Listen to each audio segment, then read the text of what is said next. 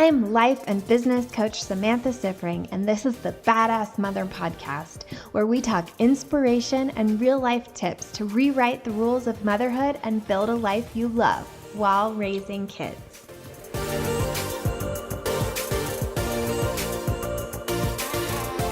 Hey mamas, welcome to episode 36 of the Badass Mother Podcast. You may have noticed that I sound a little funny today. I am getting over a cold and I've kind of been putting off recording my podcast thinking maybe tomorrow my voice will be better, maybe tomorrow. And it is the last possible day to record my podcast before I need to get it out to you guys. And I think my voice is actually worse than it was on those other days. But I want you to know I'm not in pain. I just have a really funny sounding voice right now. So rest assured, it is me. I'm going to try not to squeak too much. But I'm really excited for today's episode. I get a lot of inspiration from the Facebook groups that I'm a member of, including my own. And this is a perfect example of a topic that I took from Facebook groups. This topic has been coming up in my group. It's been coming up in a lot of the other groups that I am a member of. And so I really wanted to come to you this week and break it down. So this week we are talking about journaling. This episode is going to be so good for you, especially if you are not a regular journaler, especially if you hate journaling, especially if you have a lot of thoughts about journaling that are holding you back from actually doing it. Before we hop into that, I wanted to put it out there for anybody who has been considering it, or in case you didn't know yet, I am about to close the doors of my group program, Mompreneur Mastery, that I run with my friend and part-time business partner, Ann Kaplan. She is a parenting coach and absolutely fabulous. She is excellent at what she does and the work she does with parents. We work together twice a year. We do the master class, which you may have heard me talk about a few weeks ago. And we use the master class as a tool to fill our Mompreneur Mastery program. So this is a group program. We will not take any more than 20 women this time. So we have a few slots left, and we would absolutely love to have you. If you've been looking for a group coaching environment, if you've been thinking about being coached, you can get more information about our program at samanthasiffring.com/MM. I'll put that in the show notes so you can click over and take a look. But it's a 6-month program. It is a deep dive into parenting and how you're showing up as a mom, how to feel amazing about how you are as a mom. And Anne is excellent at giving you tips and tools and phrases that will really take your parenting to the next level and make it much easier for you. I take the reins on the business development side, and we have moms with all types of businesses and all stages of businesses, and we run through the basics, really mastering your marketing message, really mastering a system of consistently bringing in clients, really mastering consult calls and how you show up to them. We also have a strong mindset side to this. We both heavily believe in mindset. So I would love to have you consider this program. It's by far the lowest cost way to get one-on-one time with me, because this is a one-on-one group hybrid. So if you've been thinking about working with me and haven't pulled the trigger yet, this might be the opportunity that you've been waiting for. So like I said, samanthasiffring.com/MM and that will be in the show notes if you don't know how to spell my last name, which is totally fine. Okay, let's get into journaling. I first kind of want to go through why it's good to do. There are a lot of reasons that journaling is really powerful, and they may not be the ones that you think. So studies have shown that it's physically good for your health and can actually strengthen your immune system to journal regularly. It can help you process through things, your emotions, your thoughts, big events. It helps reduce stress. It allows you to be more creative.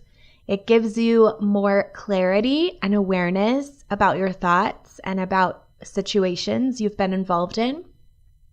It allows you to be more productive, and it makes you more likely to achieve your goals. So it is very powerful to journal on a regular basis. And I just want to confess, you guys, I hate journaling. I journal every day. I don't love doing it.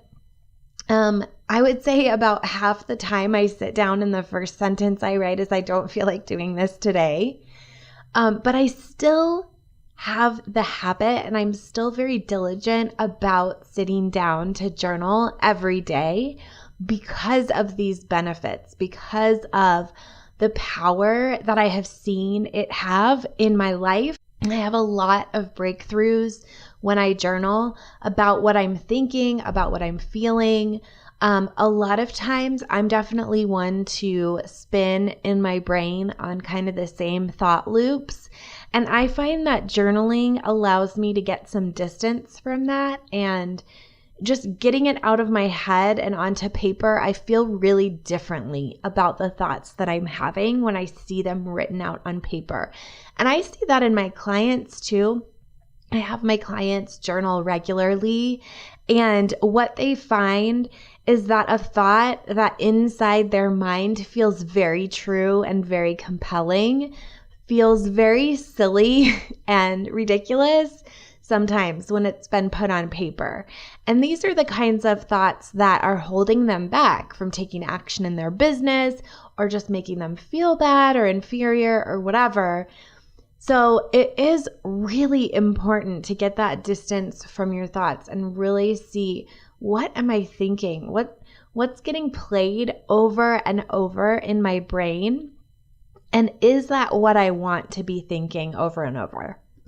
So I mentioned that I don't love journaling. So I want to talk about why we resist it and the obstacles that are in our way as we try to sit down and have this strong journaling habit. I think the first is not recognizing the benefits.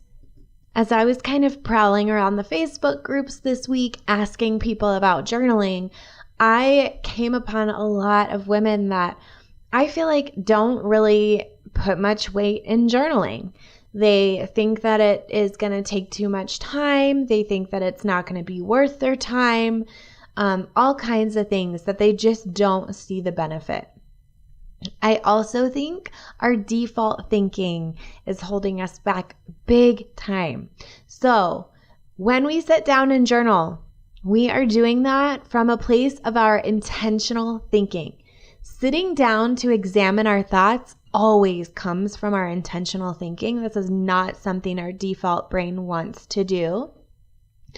And then evaluating those thoughts and deciding if we want to shift them is very intentional thinking.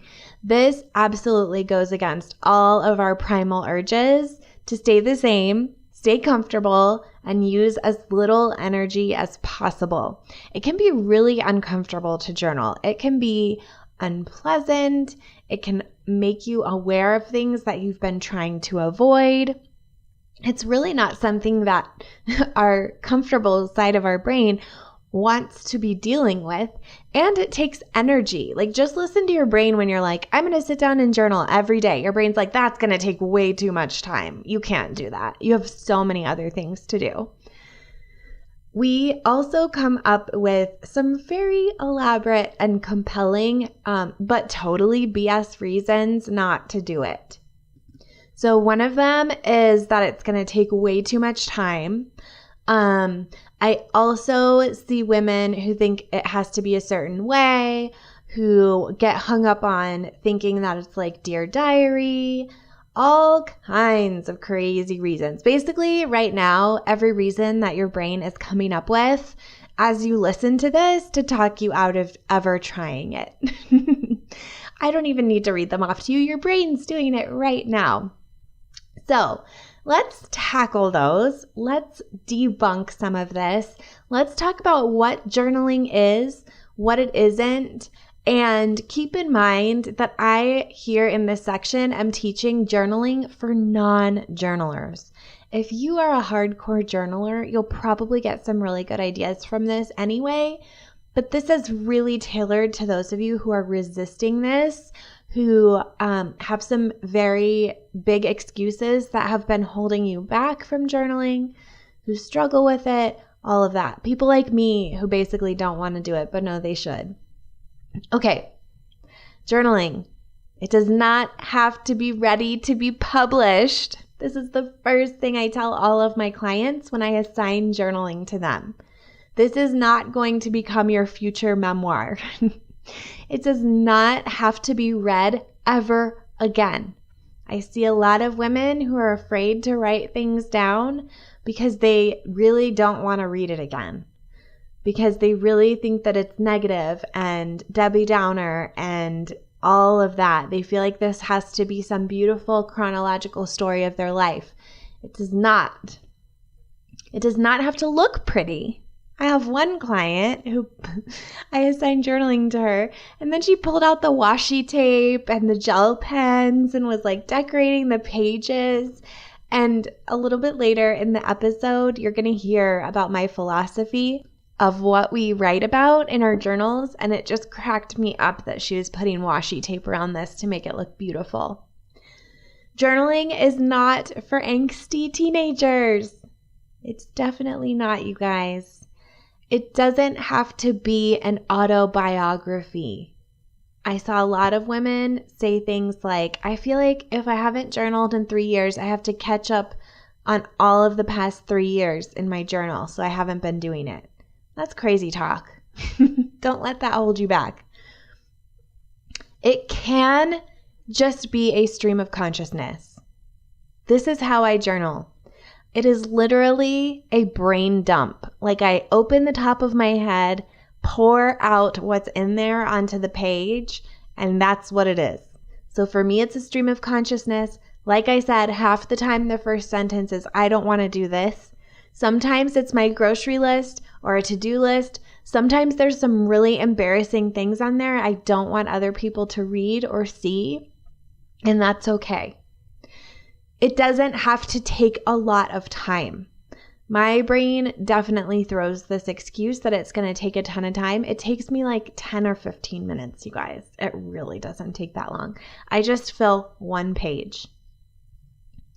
It can be repetitive. I have a lot of clients who get discouraged journaling because they feel like they write the same thing every day. And I feel that they aren't getting the point of journaling. It's not to have this interesting narrative for someone else to read and enjoy. It is to approach as like mental hygiene. I love to think of journaling like flossing. Like if you think about flossing, not every day is there some big piece of food that comes out. Usually for me, because I have this like weird gap between some of my molars, like I'm pretty much always getting something out of there every time I floss. But like you could skip a couple days of flossing and not really notice. And you could floss one time and not really notice the benefit. But the benefit comes from daily showing up to floss every day over the years. That's where you see the health benefit of it. Hopefully this flossing analogy didn't gross anyone out too much. But really think about journaling is like flossing for your brain. So it is okay if it's repetitive. It's okay if it's negative. That's the point. It's to clean out the crap that's in there and get awareness about it and then choose what you actually want to be thinking. So let's talk tangibly about how to do it. I personally believe that pen and paper matters. I think it triggers something in our brain, and I think that we approach it very differently than we do when we're typing. So I really want to challenge you, pen and paper. I highly recommend that you do it daily. At the very least, I ask my clients to do it every working day. So when they sit down to work for the day, start with dumping all their thoughts on paper and doing their mindset work. I don't think the time of day really matters, but I do think it is nice to do it before your work if you're able. There was a time when I first started journaling, this was about a year ago, where I made the rule, I'm doing this daily, and if I don't do it sometime during the day, I have to do it at night before bed, which was the last thing I wanted to do. When I crawled in bed at night, I wanted to sleep, I wanted to read, I wanted to scroll my phone. I did not want to journal. So that was kind of a good boundary for myself to give me a little more motivation during the day so I wouldn't have to do that at night. Although many nights I still did it, rest assured. I really encourage you to remove as many rules as possible about journaling to increase likelihood that you'll do it. So don't make up all of these rules for yourself about how it has to be a certain way. The most important thing is dumping out your thoughts so you can get that awareness. I encourage you to just free write.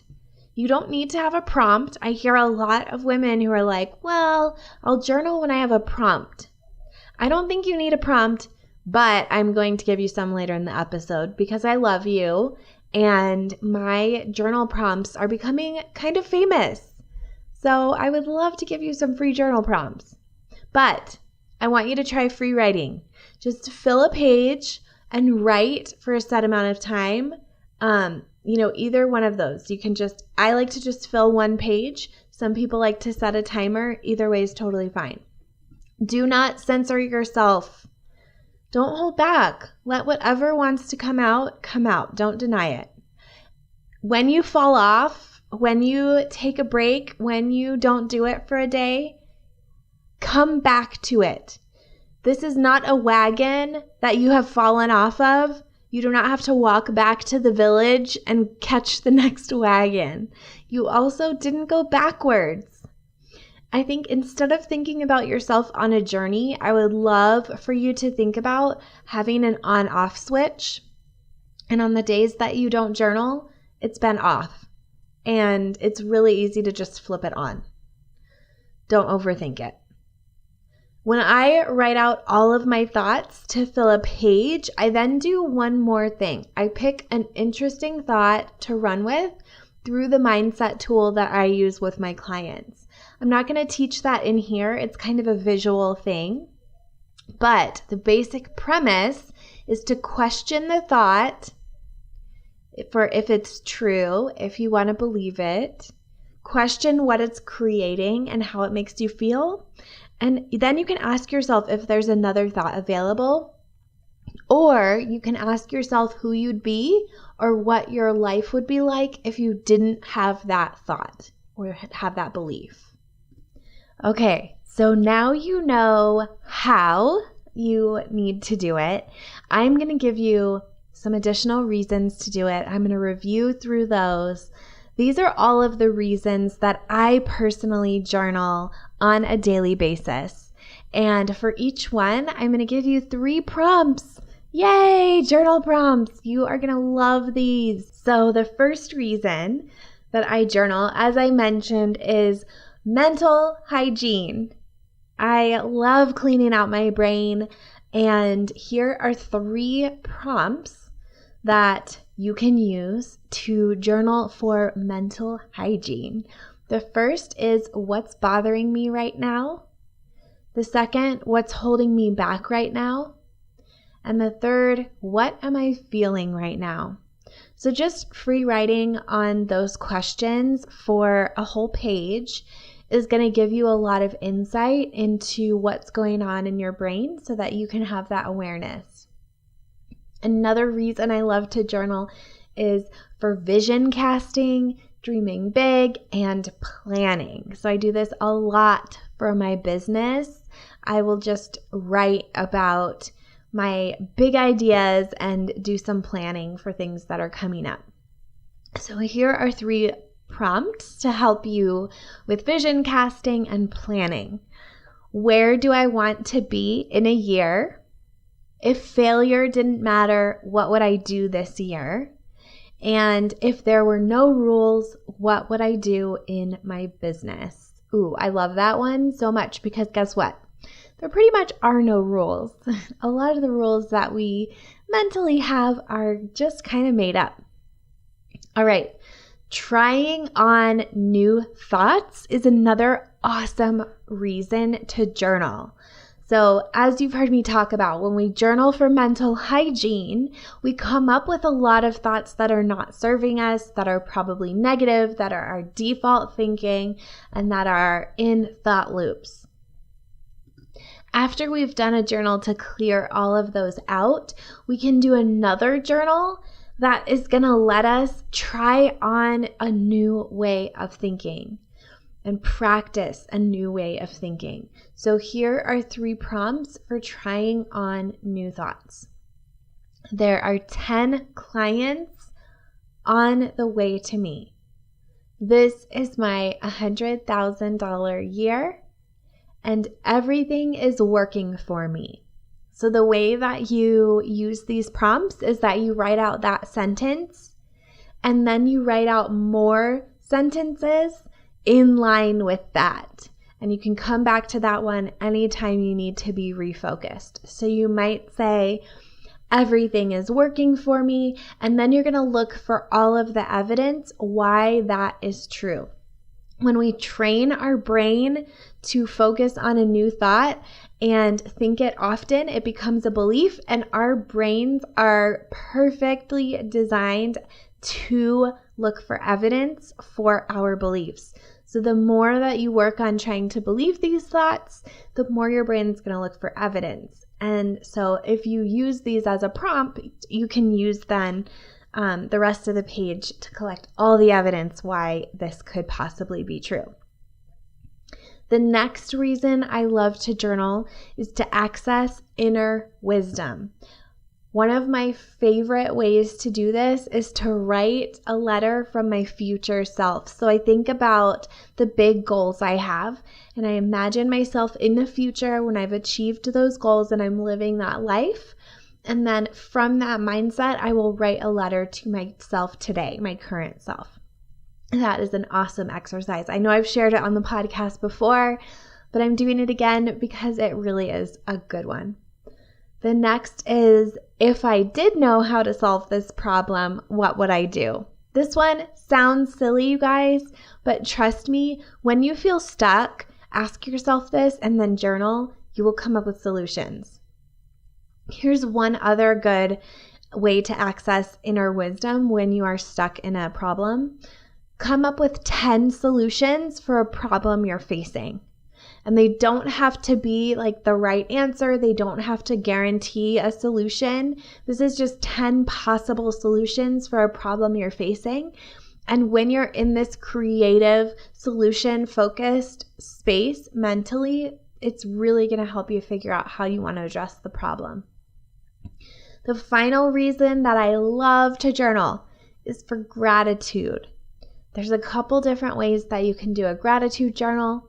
You can spend a month daily writing one thing that you're grateful for. You can list 100 things that you're grateful for in one sitting. I love this one. I also like to practice self-gratitude, and I like to assign my clients this assignment. List 100 things that you like about yourself.